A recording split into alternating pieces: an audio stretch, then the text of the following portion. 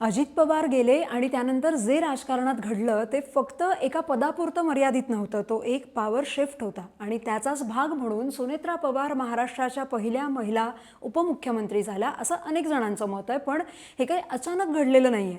भारताच्या राजकारणात महिलांनी उपमुख्यमंत्री पदावरती येण्याची जी सुरुवात आहे खरं तर 1998 सालीच झालेली. 1998 मध्ये मध्य प्रदेशात जमुना देवी उपमुख्यमंत्री झाल्या. त्या तब्बल 5 वर्षांहून जास्त काळ या पदावरती राहिल्या.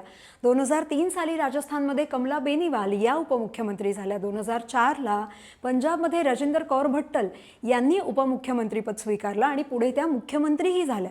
त्यानंतर बराच काळ ही पदं पुन्हा पुरुषांकडेच राहिली. पण 2019 मध्ये आंध्र प्रदेशात पमुला पुष्पा श्रीवानी उपमुख्यमंत्री झाल्या. 2020 मध्ये बिहारच्या भाजपच्या रेणू देवी या उपमुख्यमंत्री बनल्या. 2023 मध्ये राजस्थानात दिया कुमारी यांनी ही जबाबदारी घेतली. मग 2024 मध्ये ओडिशात प्रवती परिदा उपमुख्यमंत्री झाल्या. तेव्हा त्या राज्यातल्या महिला नेतृत्वासाठी तो मोठा टर्निंग पॉइंट मानला जातो. आणि मग येतो तो दिवस 31 जानेवारी 2026चा.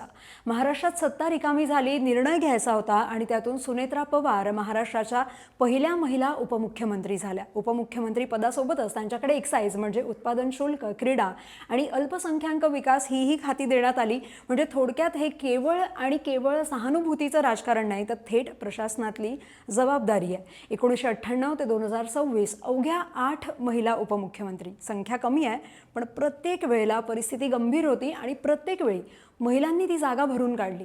बाकी आपल्या महाराष्ट्राच्या जागेविषयीचं तुमचं मत कमेंट करून नक्की सांगा आणि फॉलो करा लगावबत्ती.